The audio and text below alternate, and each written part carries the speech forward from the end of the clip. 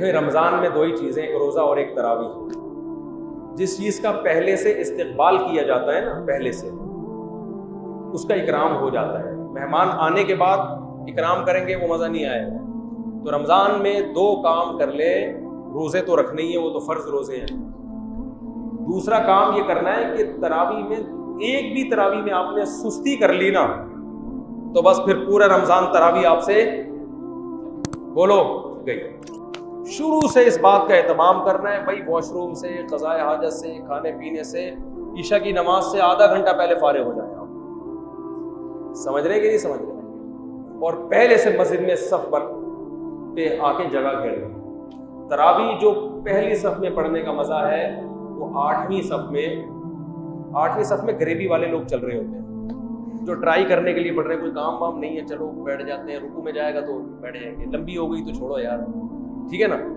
ये ट्राई कर रहे होते हैं कि चलो अब वैसे भी यार अब तरावी हो रही है, टीवी के सामने बैठना, वो सारे ड्रामे फिल्में देख लिए सारे, वो ख़त्म भी हो गए। अब कुछ लोग पीछे गरीबी में बैठे हुए होते हैं ना, गपशप लगा रहे होते हैं, और रुकू में जाता है इमाम, आके शामिल हो जाते हैं। तरावी तो ये भी पढ़ लेते हैं, सवाब इनको भी मिल जाता है, लेकिन जो रूहानियत हासिल होनी चाहिए वो हासिल नहीं होती। तो तरावी प्रॉपर तरीका यही है, मगरिब के बाद घर जाके फ़ौरन ईशा की तैयारी करें।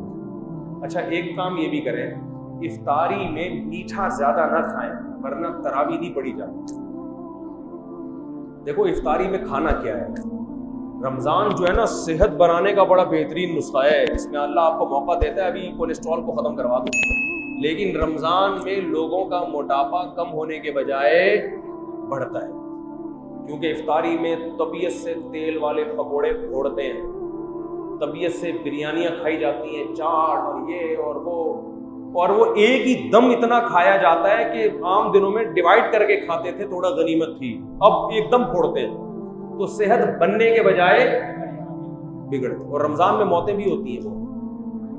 तो इसलिए रमज़ान का अल्लाह ने जो आपको पैकेज दिया है ना, इफ्तारी में आप खाएं क्या, हटो बच्चों हो जाएंगे आप 15-20 दिन मेरी बताई हुई खुराक अगर खाएंगे, 15-20 दिनों के बाद आपको ऐसा लगेगा कि मुफ्ती साहब जो 4 शादियों पे बयान करते थे वो गलत नहीं, कुछ उनमें हकीकत है। वो बातें आपको जो भी बुरी लगती है ना, वो अच्छी लगना बोलो शुरू, जवान हो जाएंगे आप। एक काम आपने ये करना है कि ऑयल को सहरी इफ्तारी से निकालना, कुकिंग ऑयल। क्या करना है, बोलते क्यों नहीं, ऑयल को निकालना। जैतून का तेल 1-2 चम्मच इस्तेमाल कर लें आप, समझते हो। देसी घी भी नहीं, घी भी छोड़ दें फिलहाल थोड़े दिनों। देसी घी वैसे अच्छी चीज है, लेकिन छोड़ दें फिलहाल। दुनिया छोड़ने से पहले बेहतर है कि आप हर किस्म का घी, वो जैतून का तेल 2-3 चमचे पी लिया करो 24 घंटे में। दूसरा काम आपने ये करना है कि रोटी चावल को कम करें, गंदुम को भी, और बोलो ना सहरी में गंदुम बहुत ज्यादा फोड़नी है, और ना इफ्तारी में, ना रात को किसी में, गंदुम भी और चावल भी। समझते हो कि नहीं समझते हो?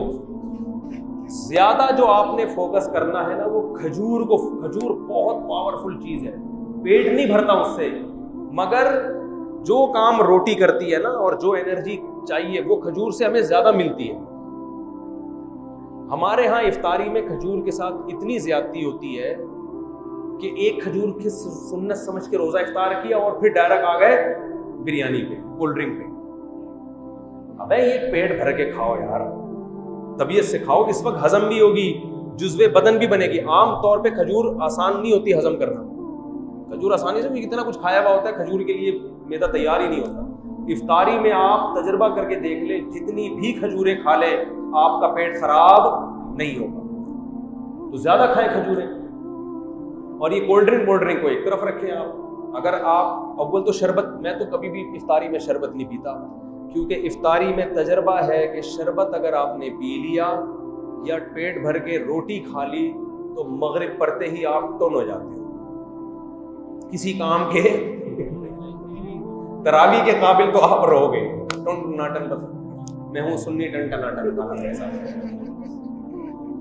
मैं हूँ कादरी सुन्नी टनाटन वाला हिसाब कर जाएगा। ना तरावी पढ़ी जाएगी ना पढ़ाई जाएगी। पीछे देखो लोग तरावी में पहली रकअत से ही घूमना शुरू कर देते हैं, सो रहे होते। ये वो लोग हैं जिन्होंने इफ्तारी में रोटी पेट भर के खाई होती है, चावल पेट भर के। अगर ये चावल या रोटी से पेट ना भरते, खजूरें खाते या और कोई चीज खा लेते, मकई खा लेते, लोबिया की चाट खा लेते, लोबिया खाए उसकी चाट बना के, मजे की भी होती है, सफेद चने भी खा लें वो भी ठीक है। कार्बोहाइड्रेट जो है ना वो कम होना चाहिए। कार्ब वाली चीजें क्या होनी चाहिए? ऐसी चीजें जिनमें निशास्ता होता है, मिठास होती है। जैसे रोटी में तो बहुत कार्ब है ना, चावल में बहुत कार्ब है, ये कम खाएं। बाकी आप दालें खाएं, आप चाट खाएं, बेशक सफेद चने की चाट खा लें, दही बड़े खा लें, तो कोई इतना मसला नहीं है। जायदादें खा के बैठे हुए होते हैं लोग, तो दही बड़े बड़े आराम से हजम हो जाएंगे। तो यानी कुछ भी खा लें आप इफ्तारी में, बेहतर है कि खजूर ज्यादा खाएं। एक सेकेंड, लेकिन आपने इफ्तारी में रोटी और चावल कम, तो 3-4 दिन आपको टेंशन होगी, उसके बाद आदी हो जाएंगे, फिर मजा आना शुरू होगा कि यार क्या तबीयत हल्की फुल्की, आंखों में रोशनी तेज हो जाएगी यार।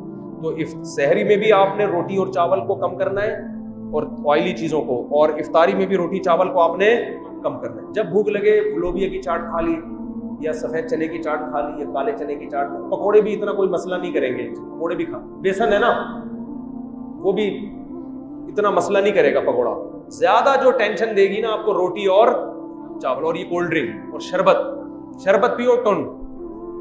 जिस खुराक को खाने के बाद इंसान टुन हो रहा है ना, सुन्नी टन टनाटन बन रहा है, तो समझ लो ये खुराक आपकी बॉडी में फैट पैदा कर रही है।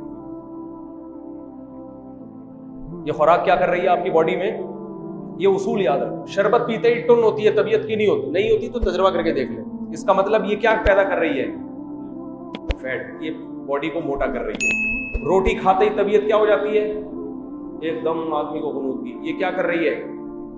फी नफसी जरूरी है रोटी, लेकिन आपको मैं रमजान का पैकेज दे रहा हूं, ठीक है ना।